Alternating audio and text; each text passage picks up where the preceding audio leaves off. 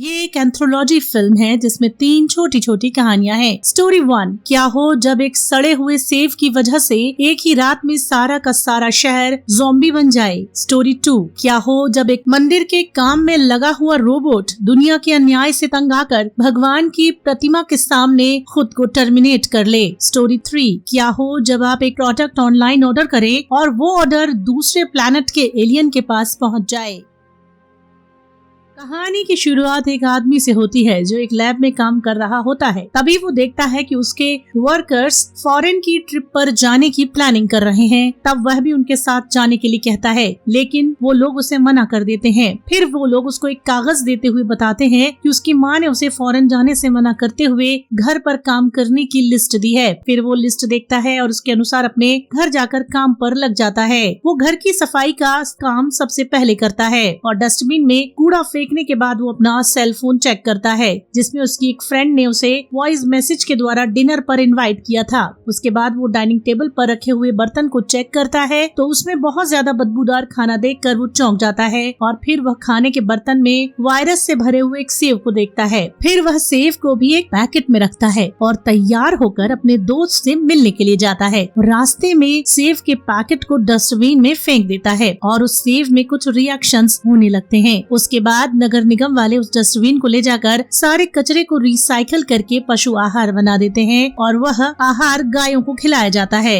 फिर उस गाय के मांस को एक होटल में भेज दिया जाता है और वह लड़का अपनी दोस्त के साथ उसी होटल में खाना खाने जाता है और फिर वह लोग बड़े इंटरेस्ट के साथ उस मीट को खाते हैं और वह लड़की वहाँ पर कुछ चीजों की फोटो खींचती है। तब लड़के के पूछने पर वो बताती है कि अपने लाइफ के सारे मोमेंट्स को वो कैप्चर करके रखना चाहती है। जब वो लोग खाना खा रहे होते हैं तभी एक वेटर आकर उन्हें गाय का लीवर पेश करती है। फिर वो लड़का बड़े चाव से लीवर को खाता है। तभी उसके मुंह में कुछ अटक जाता है। जब वह अपने मुंह में अटकी हुई चीज को निकाल कर देखता है तो पाता है कि वह एक सेब का छिलका होता है। फिर वो सोचता है कि ये छिलका गाय के लीवर तक कैसे पहुंच गया। फिर उसको फेंक कर खाने में मशगूल हो जाता है। खाना खाने के बाद वो दोनों पार्क में जाते हैं और दोनों वहाँ बैठकर ढेर सारी बातें करते हैं। तभी लड़का लड़की से पूछता है कि वह उसको क्यों पसंद करती है। तब लड़की कहती है इसीलिए क्योंकि वो उसको बहुत मासूम लगता है। और वहीं देखते देखते उस लड़के के चेहरे में कुछ अजीब से बदलाव आने लगते हैं और उसी दौरान कुछ लड़के उसके ऊपर बॉल फेंक देते हैं जिससे गुस्सा होकर वो उन लड़कों को डांटने के लिए आगे बढ़ता है। लेकिन वो लड़की उसे वहाँ से वापस लेकर जाना चाहती है पर लड़की को इग्नोर करके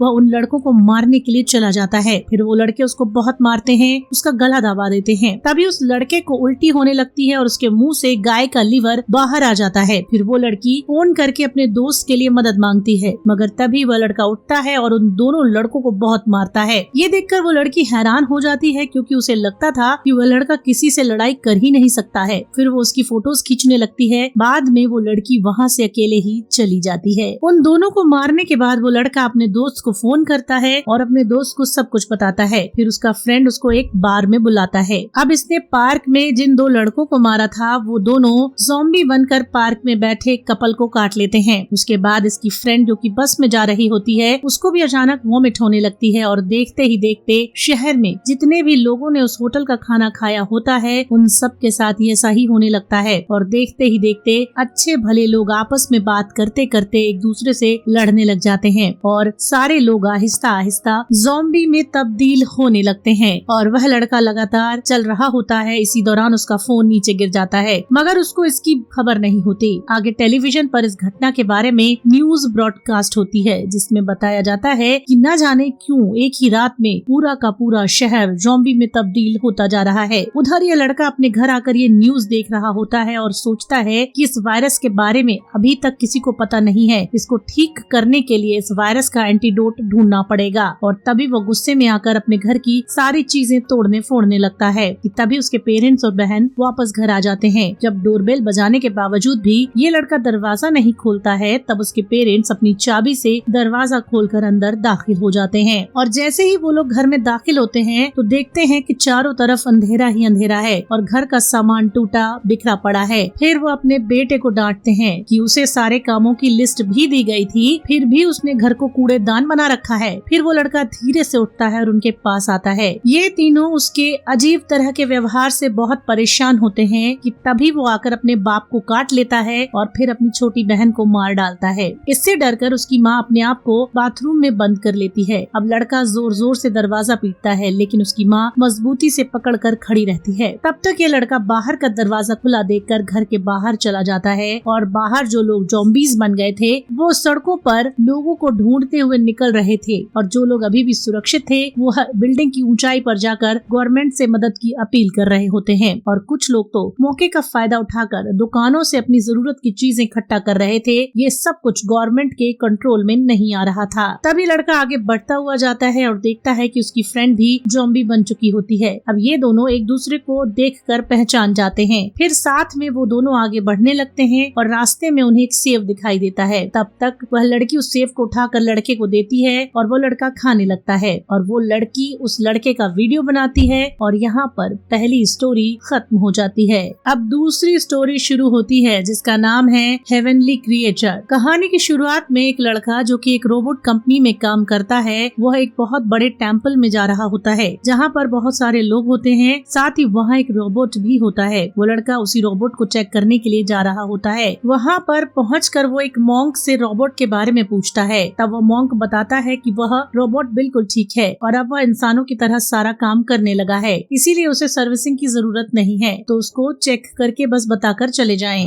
फिर वो लोग रोबोट को चेक करने के लिए एक हॉल में जाते हैं जहाँ पर बहुत सारे लोग मेडिटेट कर रहे होते हैं। तभी वहाँ पर एक छोटा बच्चा जाकर आदमियों के बीच से उस रोबोट के पीछे छुप जाता है, और ये लड़का जो जांच करने के लिए गया था उसको बड़ी हैरानी से देख रहा होता है। फिर वो अपने टूल्स को निकालकर उस रोबोट को चेक करने लगता है और सभी लोग उस लड़के का काम देख रहे होते हैं। फिर लड़का सबको बताता है कि वो रोबोट अच्छी कंडीशन में है, मगर तब वह रोबोट उस लड़के से कहता है कि उसे मंदिर वालों ने खरीदा है और वह यहाँ बहुत ही अच्छी कंडीशन में रह रहा है। फिर उसको चेक करने के लिए उसे क्यों भेजा गया है जबकि उसे किसी ने बुलाया भी नहीं। तब उसकी बात को सुनकर लड़का हैरान हो जाता है। फिर वह वहाँ मौजूद मॉन्क से कहता है कि आप लोगों ने इसे गॉड समझ लिया है, तो अगर कभी ये रोबोट भी अपने आप को गॉड समझने लगे तो इसके इस डिफेक्ट को दूर करना पड़ेगा। तभी उनमें से एक लड़की खड़ी होती है और कहती है कि इस रोबोट को दोबारा चेक कीजिए, मगर वो लड़का कहता है कि वह जा रहा है और सोच कर बताएगा कि उसे दोबारा चेक करना है या नहीं।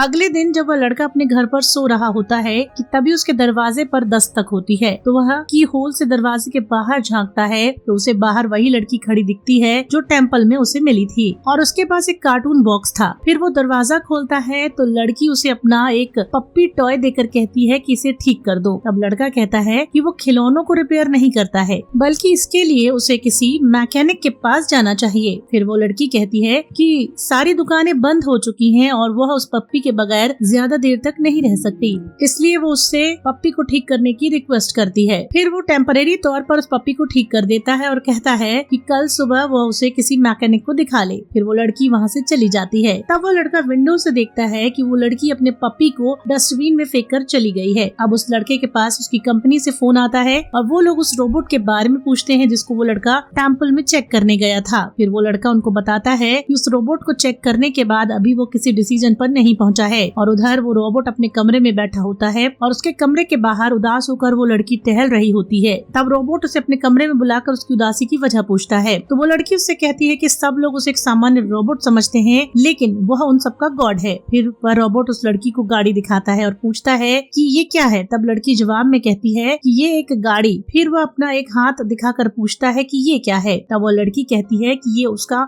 हाथ है। फिर वह अपना हाथ निकालकर नीचे रख देता है और जिसमें एक टाइमिंग चल रही होती है, और फिर वह उस लड़की से कहता है कि अगर वह उसे हाथ की नजर से देखेगी तो वो हाथ लगेगा, और अगर उसे गाड़ी की नजर से देखेगी तो उसे गाड़ी लगेगा। इसी तरह दुनिया मुझे एक सामान्य रोबोट समझती है और तुम मुझे गॉड समझती हो। दोनों अपनी अपनी जगह सही है, इसलिए तुम्हें उदास होने की जरूरत नहीं है। इतना कहकर वो रोबोट वहाँ से चला जाता है। आगे कंपनी का हेड कुछ मेंबर्स के साथ रोबोट को चेक करने मंदिर में आता है, लेकिन मंदिर के लोग इस बारे में किसी तरह का चेकअप नहीं करने देते। तब कंपनी का हेड बोलता है कि रोबोट का आविष्कार इसलिए किया गया है ताकि वह इंसान के भरोसे को कायम रखते हुए उनकी मदद करे और उनके काम को आसान करे। लेकिन ये रोबोट काफी पुराना है और कई वर्षों से इंसानों के बीच रहकर इंसानों जैसा बिहेव करने लगा है, इसलिए यह भरोसे के काबिल नहीं रहा, और यही कारण है कि वह लोग पुराने रोबोट डिसमेंटल कर रहे हैं। अब मंदिर के मॉन्क और कंपनी के लोगों के बीच आर्ग्यूमेंट होने लगती है। तभी वो लड़का सामने आ जाता है और अपने कंपनी के लोगों से कहता है कि उस रोबो को डिसमेंटल ना करें। तभी दो गार्ड उस लड़के को दूर हटाकर रोबो की ओर बढ़ते हैं। तभी वो रोबो उन दोनों को हवा में उछाल देता है। फिर रोबोट उन लोगों से कहता है कि अगर आप लोग मुझ पर हमला करेंगे तो मैं भी आप पर हमला करूंगा, क्योंकि रोबोट इंसानों से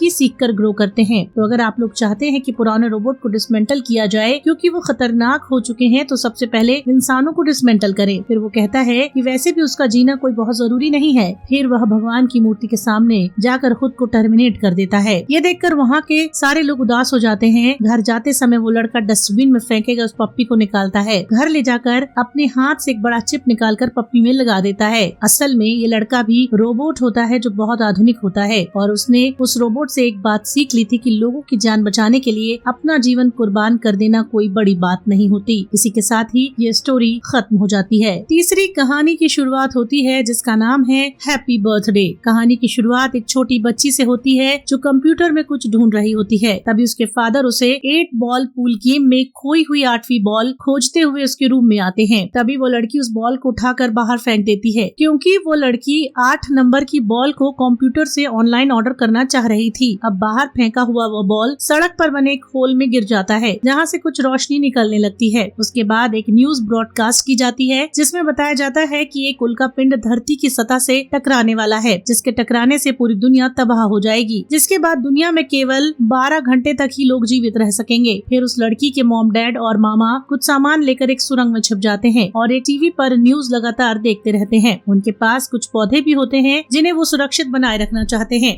ताकि जब दुनिया खत्म हो जाए तब वह उससे उगाकर धरती पर दोबारा फसल तैयार कर सकें। और चूंकि वहाँ इलेक्ट्रिसिटी नहीं थी, इसीलिए वो लोग साइकिल चलाकर बिजली उत्पन्न करते थे। इधर टीवी न्यूज पर टाइमर चल रहा होता है और वह लड़की चैनल बदल बदल कर प्रोग्राम्स देख रही होती है, क्योंकि वो बोर हो रही होती है। और दूसरी तरफ उसके फादर 8 बॉल पूल गेम खेल रहे होते हैं। फिर अचानक वो बच्ची जोर जोर से रोने लगती है, और जब उससे लोग पूछते हैं कि वो क्यों रो रही है, तब वो बताती है कि टीवी में जो दिखाया जा रहा है वह पिंड 8 नंबर की गेंद की तरह है जो उसने ऑनलाइन ऑर्डर किया है। ये सुनकर लोग उसे अजीब तरीके से देखते हैं। फिर वो लड़की जाकर अपने कंप्यूटर पर कुछ चेक करने लगती है। फिर वो अपना ऑर्डर देखकर अपने घर वालों से कहती है कि ये सचमुच वही बॉल है जो उसने ऑर्डर किया था। लेकिन तब उसके घर वाले कहते हैं कि वो बहुत डरी हुई है, इसीलिए उसको ऐसा लग रहा है। और उसे भरोसा दिलाते हुए वो कहते हैं कि वो लोग बहुत सुरक्षित जगह पर हैं और उस पिंड के गिरने पर भी उन्हें कुछ नहीं होगा। लेकिन वो कहती है कि उन लोगों को ये पता नहीं है, मगर सच्चाई यही है कि ये वही गेंद है जो ऑर्डर की थी। फिर उन लोगों को वो बताती है कि दरअसल 8 नंबर की गेंद टूट गई थी, इसीलिए उसने उसको फेंक दिया था और ये वाला बॉल ऑर्डर किया था। और वह कोई अजीब सी वेबसाइट थी, मगर उस पर ये बॉल बार बार एडवर्टाइजमेंट के तौर पर आ रही थी, इसीलिए उसने इसे ऑर्डर किया था। वो शायद किसी एलियन का वेबसाइट था जो अब वह बॉल भेज रहे थे। आगे फिर से वो लोग न्यूज देखते हैं जिसमें बताया जाता है कि अब बहुत ही कम समय बचा है, इसके बाद धरती तबाह हो जाएगी। फिर वो लड़की रोने लगती है क्योंकि उसे लगता है कि सब कुछ उसी की वजह से हो रहा है। सब लोग उसे चुप कराते हैं। फिर थोड़ी देर बाद वो बाहर आकर बैठ जाती है। वक्त धीरे धीरे खत्म हो रहा था। तभी उसका मामा आता है और फिर कंप्यूटर को चेक करता है। तब उसे सच्चाई पता चलती है। फिर वो सबको बताता है कि ये लड़की सही कह रही है। पहले ये ब्लैक बॉल इंटरनेट से कनेक्ट हुई थी और नासा ने भी ऐसा ही बताया था। फिर अचानक वो लड़की ये सोचकर अंदर आती है कि उसने अगर ऑर्डर कैंसिल कर दिया तो सबकी जान बच जाएगी, मगर अंदर आते ही लाइट कट जाती है। फिर तुरंत सब लोग साइकिल चलाकर बिजली पैदा करते हैं और कंप्यूटर पर वह लड़की वेबसाइट खोलती है। इस वक्त उस बॉल को दुनिया से टकराने में सिर्फ 7 मिनट बचे होते हैं। उसके बाद उसके फादर बड़ी मुश्किल से वेबसाइट ढूंढते हैं और उसे स्टॉप कर देते हैं। तब वहाँ 2 बटन आते हैं, कैंसिल एंड ओके। इसी वक्त उसकी माँ थक कर साइकिल से गिर जाती है, जिससे नेटवर्क स्लो हो जाता है। तभी घबरा कर लड़की कोई गलत बटन दबा देती है, जिससे वो 7 मिनट का समय घटकर 2 मिनट हो जाता है। अब सब लोग मिलकर उस लड़की का बर्थडे विश करते हैं क्योंकि आज उसका जन्मदिन होता है। फिर वो बॉल आकर धरती से टकरा जाती है। 10 साल बाद उस सुरंग के अंदर सब लोग सो रहे होते हैं और वो पौधे जो उनके पास थे अब बड़े हो चुके थे, उनमें फल आ चुके थे और वह लड़की भी अब बड़ी हो चुकी थी। जब वो सोकर उठती है तब भूकंप आ जाता है और सुरंग का दरवाजा टूट जाता है, जिससे सब लोग डर जाते हैं। अब दरवाजा टूटने की वजह से वहाँ पर सूरज की किरणें नजर आने लगती हैं। तब वह लड़की धीरे धीरे सीढ़ियों से बाहर आती है और जब ये लड़की बाहर आती है तब उसके सामने एक एलियन होता है, जिसके हाथ में लड़की की डेट ऑफ बर्थ होती है और एलियन उसे जन्मदिन विश करने आया होता है। और जैसे ही वो उस नंबर को छूती है वो गायब हो जाता है। उसके जाने के बाद वो नोटिस करती है कि उसने 10 साल बाद इस दुनिया को देखा है। फिर सब लोग बाहर आ जाते हैं और 10 साल के बाद फिर से